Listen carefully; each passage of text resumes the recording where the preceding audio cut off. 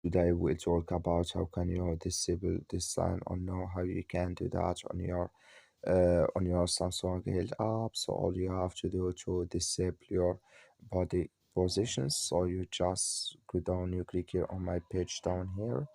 So when you click on my page, it's going to take us to this list. And all you have to do, just go above this sign, click on it.